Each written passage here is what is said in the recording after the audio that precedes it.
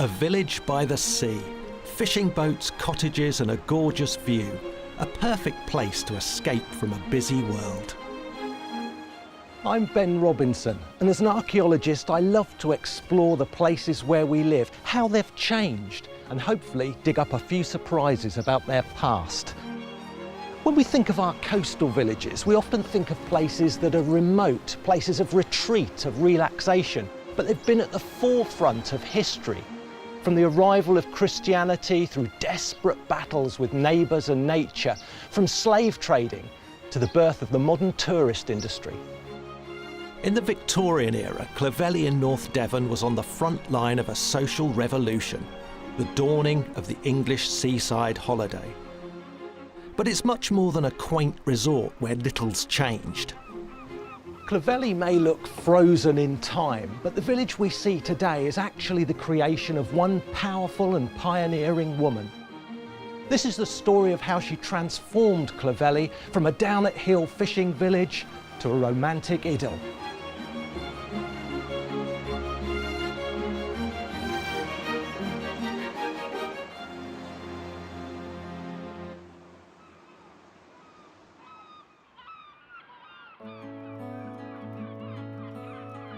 There's no doubt about it, fishing villages charm us, and they don't come much more enchanting than Clovelly in North Devon. With its whitewashed buildings tumbling down the cliffside, it's been called the Devonian Amalfi. Walking through this place is like taking steps back through time. There's very few traces of the modern world here, but there are one or two unusual features. For one thing, Clovelly is entirely privately owned, and you have to pay to come here.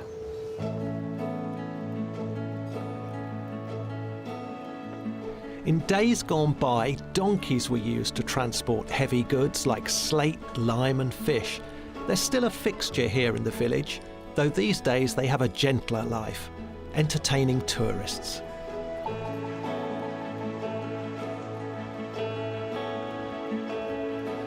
One thing you won't find here is motor vehicles. They're banned, and that means a climb up this incredibly steep cobbled street. So why is Clovelly so perfectly preserved as a Victorian village? Why hasn't it, like so many other seaside villages on this stretch of coast, grown into a bigger, more modern resort? I'm starting my hunt for clues at the top of the hill, where Clovelly Court dominates the horizon. The manor of Clovelly is recorded in the Domesday Book of 1086. It included the village, a manor house, this wonderful church with Norman origins, and the whole thing was owned by the first Norman King of England, William the Conqueror. From William, the estate was passed to various royals, but in 1242 it was in private hands, and it's been owned by just 3 families since then. First the Giffords, then the Careys, then the Hamlins. But while the aristocracy lauded it up on the hill, it was down here in the harbour where things were really changing. If you look at the Domesday entry for Clovelly, it's all about who's farming the land, how many ploughs there are, how much woodland there is. There's nothing about the sea and nothing about this harbour. But as we move through the medieval period, trading becomes more important, fishing becomes more important. And the key to the success of this place is this magnificent harbour wall. Since the mid-1300s, this quay has been the focal point of the village, and you can still see signs of how it was built all those years ago. The Careys were lords of the manor here for around 400 years, and they were responsible for building this quay. William Carey, as early as the 14th century, probably built this section, and there's a little clue here, this straight joint. These massive boulders, one on top of the other, seem to denote the end of that first section of quay. George Carey then extended the quay this way in the 16th century. It was extended again and then raised in height, and this massive wall protects the boats inside the harbour. By the 1800s, fishing had become the primary industry in the village. Stephen Parham is a sixth-generation Clovelly fisherman. His family have fished here for more than 200 years. This is a great boat you got here, lovely old boat. She is lovely. She's a picaroona. A pica-water? A picaroona. A picaroona. Clovelly herring boat, yeah. Comes from the Spanish picaroon for rogue or rascal, a sea robber. But this wasn't for pirates and No. She's for catching herrings, this is. There used to be big herring luggers. Used to work out of here, deep-keeled boats, 25, 30 foot long. And obviously when the tidal harbour like this, you've got to wait for the tide to get out. And then wait for it to get back in again before you can land the catch. So this boat was developed around the 1870s to get out quicker and steal a march on the bigger boats, so they would get a better price for the fish. So they knew what they were doing when they were building these things then? Yeah, these boats were built for this coast. They were built for this particular harbour. Yeah, so they knew what they were doing.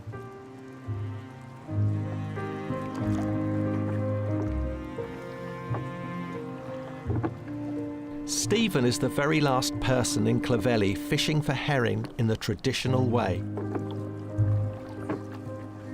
Caught by hand in nets hung over the side of his faithful picaroona, he hasn't missed a season in over 35 years. We fish in the same way they fished in Clovelly for probably, over 500 years. The methods I use are exactly the same as my grandfather and great-grandfather, would have fished with. So presumably you stick an engine on it now and... No. No? No, I still fish under sail and oar. Yeah, okay. I row out there on this boat here. Well, that seems like unnecessarily hard work to me. No, it's keeping a tradition alive, isn't it? And it's what Clovelly was all built on. This whole village is built on the herring, on this particular boat. Today, the harbour might be a peaceful spot, but in the mid-1800s it would have been a very different scene. Around 200 men working some 80 herring boats would have landed their catch here.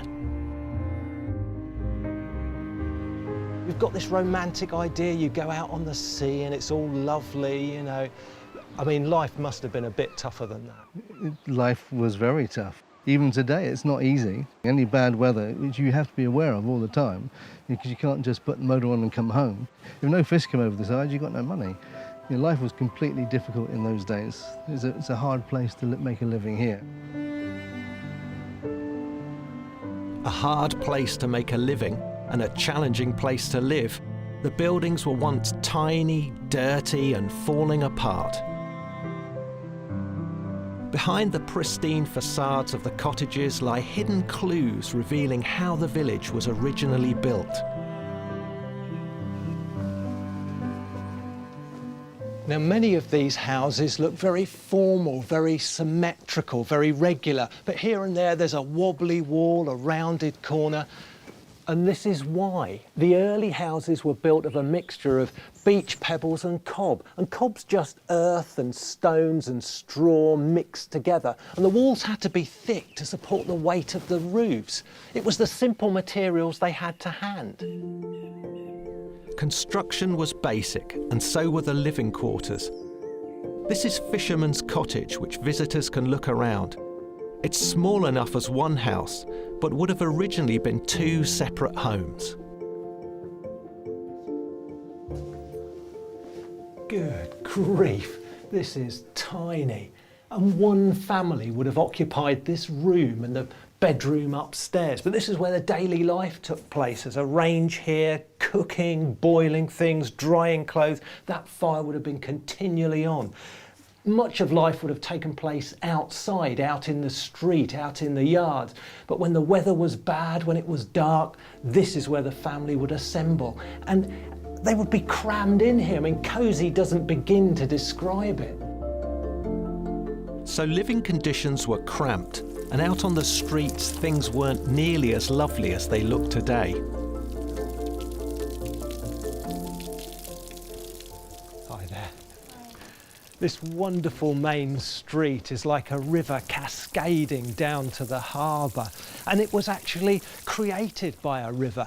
Clovelly means cleft or ravine in the hills, and imagine a great stream gouging out this winding route. Now, when the houses were built here, the stream continued to flow, and it was muddy, it was dirty, it was smelly. In fact, there was a cholera outbreak here. So they got these pebbles from off the beach and created this wonderful paving. And it's fantastic, a little bit slippery at times and a little bit hard on the feet. But imagine if it wasn't here, what a mess this street would be. An uncertain income, tiny houses and dirty streets might have made life tough for the villagers in the 1800s, but the lords of the manor did little to help the great unwashed. That was until 1884, when the Clovelly estate passed into the hands of a formidable young woman, the 28-year-old Christine Hamlin, or the Queen of Clovelly as she became known. She had a vision to transform Clovelly into a romantic paradise and to turn around the fortunes of her villagers. Clovelly historian and village tour guide Jana Edwards has been fascinated by Christine Hamlin ever since she came here 10 years ago. What did Christine actually do to improve the village? She restored and renovated almost every cottage and farm. They had been historically living in tiny little dark, dank hovels, and so she literally would take walls down and turn two little ones into a larger one and add stories on in some cases, making more rooms. A complete and utter change, you know, in terms of a quality of life for the people that were going to live there. And then all the time keeping in mind how much she wanted to beautify it as well.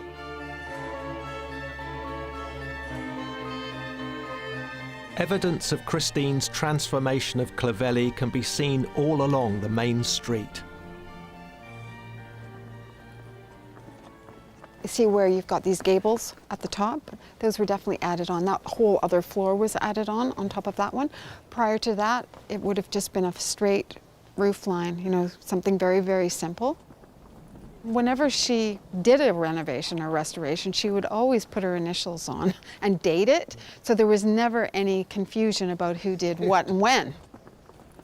This isn't a fisherman's cottage, is it? No, this is definitely not a fisherman's cottage. This is a very large cottage. Here again, she's added a floor and the balcony as well. Very different than what was there originally and had been there for centuries.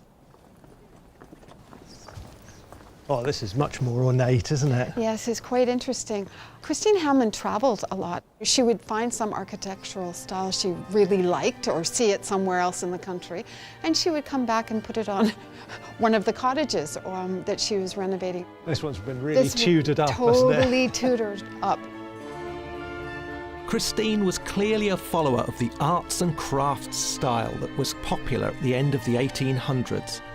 Typically, buildings were made to look medieval by adding things like fake Tudor beams. These decorative details disguised Clovelly's origins as a basic fishing village and created a place that was much more refined. And that made it a hit with tourists. Today, Clovelly welcomes visitors from far and wide. Isn't it extraordinary, all those years ago, and it's ended up with bringing people from across the world? All over the world. And they are all amazed with Christine Hamlin and what she was able to accomplish and what this place is. I can't think of anywhere like this. This is truly a unique location and place. The tourist trade in Clovelly isn't a modern phenomenon. Even while she was renovating her village, Christine had one eye on this emerging new industry. And there's one building that demonstrates that perfectly.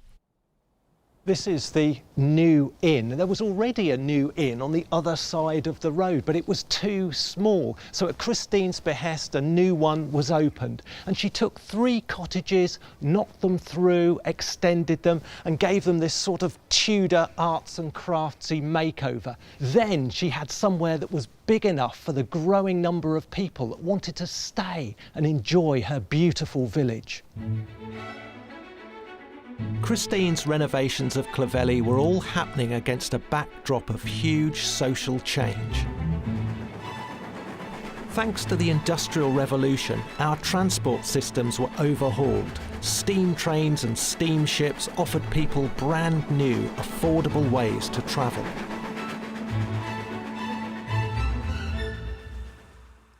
But industrialisation came with a downside. Our cities were becoming dirty, crowded, smog-ridden places to be.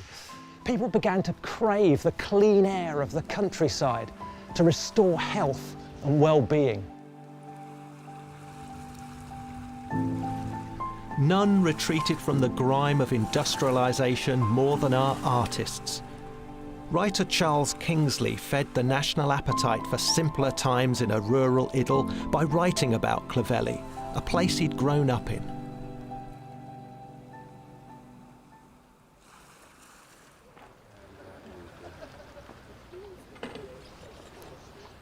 This is a description of Clovelly from the novel Westward Ho. So forth the two went, along the park to the eastward, and past the head of a little wood-embosomed fishing town, a steep stair of houses clinging to the cliff far below them, the bright slate roofs and white walls glittering in the moonlight. A steep stair of houses. That's Clovelly to a T.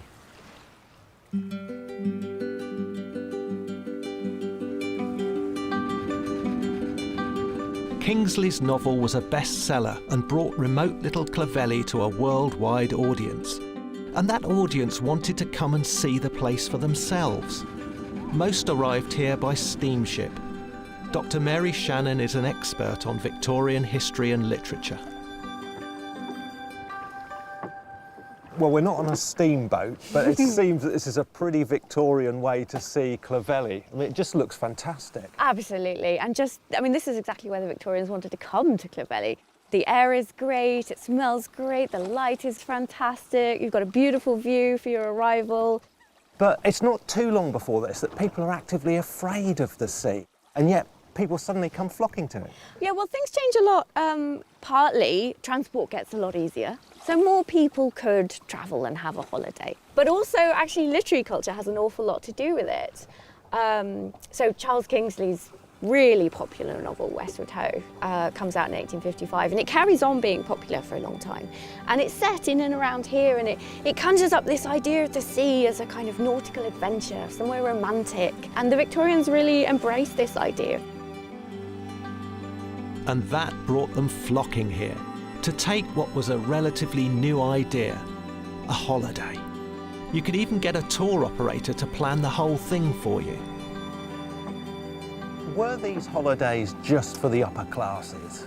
No, not at all. I mean, because transport had got so much easier, more and more Victorians could take advantage of the seaside and come away on holiday. Thomas Cook did guided tours to the seaside. It was much more something that the middling sorts, as the Victorians might call them, could be on the move. Some people only had 1 week a year, one precious week to come away.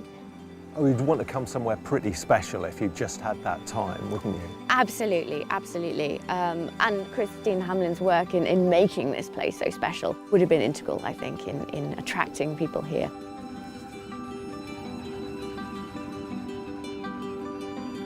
The timing couldn't have been better for Christine's reinvention of Clovelly from a working fishing village to a romantic rural getaway. And that benefited her villagers too.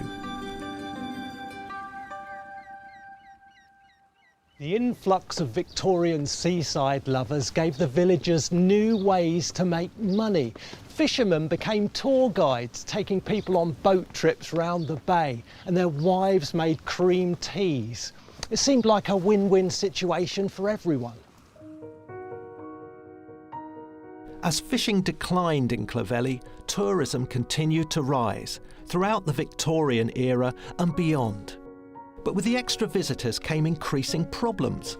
They needed facilities and took up space, something that was in short supply in Clovelly. True to form, Christine had a plan. So the earlier part is... The Honourable John Rouse is the current owner of the Clovelly estate and descendant of Christine Hamlin. The original manor house was all but destroyed in 2 big fires, but a rebuilt Clovelly court is still the family home.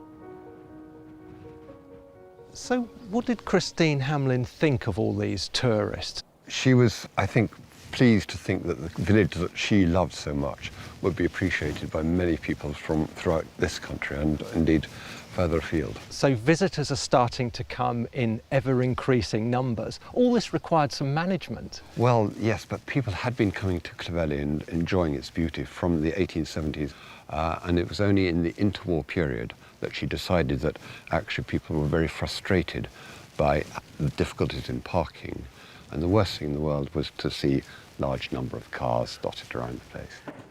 So what was her solution? So her solution was to acquire an area of land out of sight of the rest of the village so that people wouldn't have the view of serried ranks of cars. And in order to fund that, she had to sell one of her prized farms. So she sold a 200-acre farm and bought 20 acres of land from the church commissioners. She must have really wanted that land. It doesn't sound like a great bargain, but absolutely vital for the preservation of the village. Yeah. And it did exactly what she wanted. I made it comfortable for all our visitors to park their cars out of sight of the rest of the village, and then concentrated perhaps the commercial activities at the top of the village and left the village itself intact. Christine kept meticulous records of how many vehicles were coming here every year in her notebooks, the Annals of Clovelly. You'll notice in 1936 that there were just under 4,000 charabancs coming every year and nearly 50,000 cars. Nearly 50,000 cars. That is absolutely incredible. Not everyone owns a car in the 30s, not by any means. That's right. They're turning up in droves. Yeah, I think it's true that Clovelly then did change from being a fishing village to more of a tourist village, but I have been very anxious to preserve that fishing link for Clovelly. Are you proud of Christine Hamlin? Absolutely, and I think Clovelly would not have survived but for her enormous input into the whole village and her long-term vision. While Christine's efforts made Clovelly even more popular, she had to spend vast sums of money making it happen. First, she worked her way through her husband's entire fortune, then sold swathes of family land. Long term, it paid off.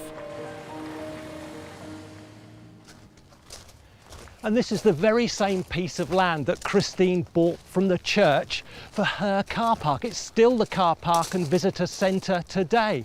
It's sectioned off from the village, it's separated from the village, it's hidden from view. But if you want to see Clovelly, you have to go through here.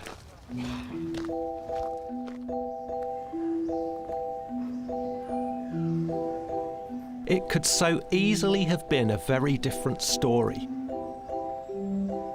Just a few miles along the coast is Westward Ho, another Victorian creation inspired by Charles Kingsley, but this one explicitly named after his book and purpose-built for the bucket and spade tourist trade.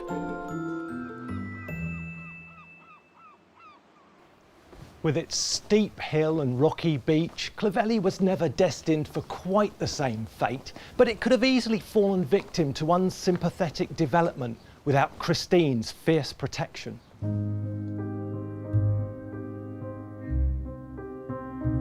Christine died aged 80 in 1936. The epitaph on her grave, "I dwell among my own people," was added to a photograph and distributed amongst her residents. Her image still sits on many mantelpieces in the village. Today, Clovelly welcomes more tourists than ever. Last year, they numbered over 150,000. I'm keen to find out how that affects life for the residents. With no vehicle access, even everyday tasks like getting in the weekly food shop can be a challenge. But after 12 years of living here, Ellie Jarvis has got a few tricks up her sleeve. I've seen these in pictures, old pictures, and I didn't think you were still using them. Oh yes, we do. Everything gets sledged down to the houses. If we move house, the hotels, all the beer barrels, all that sort of thing, all gets sledged down. We're going to swap over. If you go a bit wider on this bend. Oh right, there's a technique. Well, yeah, because otherwise it'll tip. Oh, can't have that. All the shopping out. Look after the food. Dear me, yeah, there's a technique. That's it. And I haven't got it. You're doing well. Ellie lives in one of the oldest and most distinctive buildings in the village, right down on the harbour front. This is you? Okay, this is it. Yeah. Right, if you excellent. put it right up as close as you Okay. can. Okay. There we go. Take a bag or two. Come on in. Oh my goodness. Mind your head. Yes. Very low, isn't it? Yes, absolutely. If you want to pop the shopping down there. But lovely. So this would have been the sail loft once upon a time. So the living quarters were above here. And in fact, I can show you. Let me just come over here.